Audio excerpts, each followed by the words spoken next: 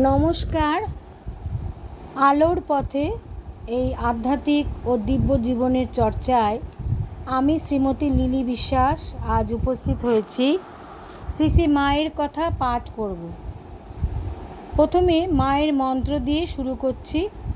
ওং জননীং শারদাম দেবীং রামকৃষ্ণং জগদ্গুরুং পাদপদ্মে তয়ো শ্রিত্বা প্রণমামি মুহুর্মুহু প্রণমামি মুহুর্মুহু প্রণমামি মুহুর্মুহু।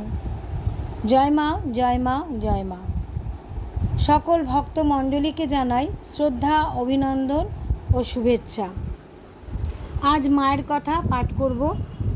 শ্রী শ্রী মা তার সন্ন্যাসী ভক্ত স্বামী তন্ময়ানন্দকে কিছু কথা বলছেন।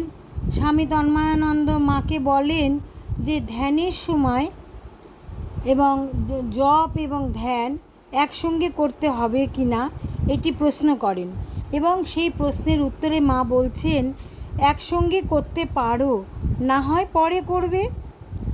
একবার শ্রী শ্রী মা বলছেন একবার এক রূপের ধ্যান আর তারপর অন্য রূপের নাম জপ করলে তা তো পরস্পর বিরোধী হবে।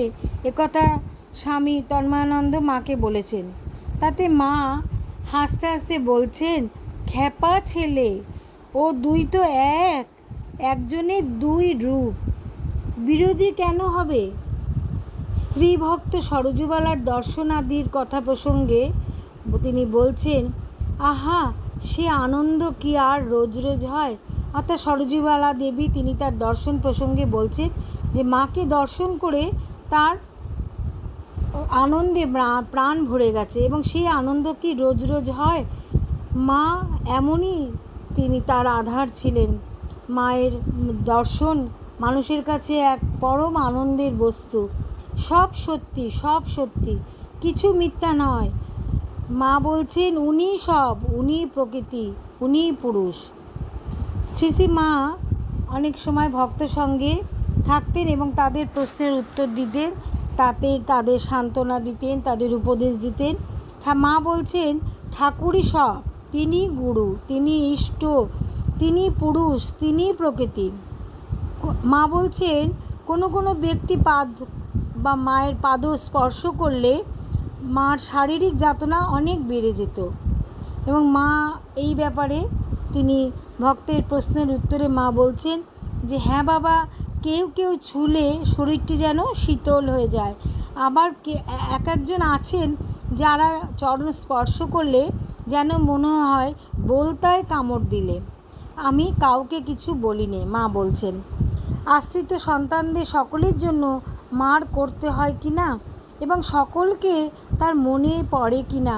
জনকে একজন ভক্ত মাকে জিজ্ঞেস করলে মা বলছেন যার যার নাম মনে আসে তাদের জন্যে জপ করি, আর যাদের নাম মনে না আসে তাদের জন্য ঠাকুরকে এই বলে প্রার্থনা করি, ঠাকুর, আমার অনেক ছেলে অনেক জায়গায় রয়েছে, যাদের নাম আমায় মনে হচ্ছে না, তুমি তাদের দেখো, তাতে তাদের যাতে কল্যাণ হয় তাই করো।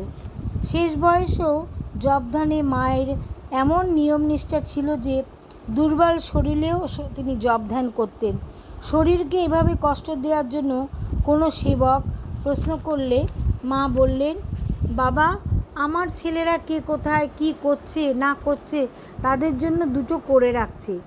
একজন সেবক মাকে প্রশ্ন করেন যে কেন তিনি রাত্রে ঘুমোন না।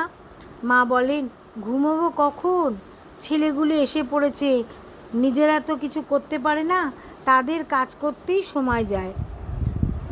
মায়ের শরীরের কষ্ট দেখে একদিন তার সাধু ছেলেরা বলেন লোকের পাপের ভাগ নিয়ে তার কষ্টভোগ, তাই তারা আর কাউকে দীক্ষা দিতে দেবেন না। শুনে মৃদু হেসে মা বলেন, কেন গো, ঠাকুর কি এবার খালি রসগোল্লা খেতে এসেছেন? নিজের দীক্ষিতা স্ত্রী ভক্তকে বিশেষ কোনো বস্তু দিলে মাদুলি করতে বললেন, মাদুলি করে পড়ো। মা বললেন যে তুমি কোনো একটি বস্তু দিয়ে তাকে বললেন মাদুলি করে পড়তে। এটির কথা কাউকে বলো না, তাহলে সবাই আমাকে ছিঁড়ে খাবে। এইভাবে মা সন্তানদের বিভিন্ন বিষয় নিয়ে তিনি সাহায্য করতেন, তাদের মনে শান্তি দানের চেষ্টা করতেন। স্ত্রী ভক্তের কাছে তিনি আমবাত প্রসঙ্গে বলছেন, 3 বছর হলো এই যে আমবাতে ধরেছে এই মলুম এর জ্বালায়। অর্থাৎ মায়ের খুব শরীরে বাত ছিল এবং সেটি শেষে আস্তে আস্তে ধীরে ধীরে আমবাতে পরিণত হয়েছিল। মা বলছেন, জানি না কার পাপ মায়ের ভিতরে তার ভিতরে আশ্রয় করলে, নইলে এসব দিয়ে কি রোগ হয়। দীক্ষাপ্রাপ্তি এক স্ত্রীলোককে কৃপার অযোগ্য বিবেচনা করলেন মা। আমি তো তোমাকে পূর্বেই বারণ করেছি, কেন এলে?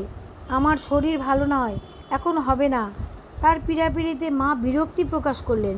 তোমাদের আর কি, তোমরা তো 2টো মন্ত্র নিয়ে গেলে। তারপর শেষে মা বললেন তাকে পরে এসো। মা দেশে বাগদি ছেলেকে দীক্ষা দিতে ইতস্তত ভাব দেখিয়েছেন। তোমাদের কুলগুরু আছেন, আর এত তাড়াতাড়ি বা কেন? আমার শরীর এখন অত ভালো নয়, এখানে বড় ঝামেলায় পড়েছি। ছেলেটি বলল, বাগদির মা হতে সীমার বাঁধছে, কিন্তু তেলেভোলোর মাঠে বাগদির মেয়ে হতে বাঁধেনি। মা একটু হেসে বললেন, আচ্ছা বাবা, কাল সকালে স্নান করে তৈরি থেকো, ঠাকুরের পূজার পর এরা তোমাকে ডেকে আনবে। এইরকমই ছিল মায়ের অন্তর। এবং মা স্নেহরূপিণী, করুণারূপিণী, জগজ্জননী মা তার সন্তানদের সকল সময় তিনি আপ্রাণ চেষ্টা করতেন তাদের অন্তরকে, তাদের স্নেহের সন্তানকে তিনি তাদের শান্ত রাখতে, তাদের মনকে, তাদের চিত্তকে শুদ্ধি রাখতে। আজকে মায়ের কথা পাঠ এই পর্যন্ত। সকলে ভালো থাকবেন, সকলকে ভালো রাখবেন। জয় মা, জয় মা, জয় মা।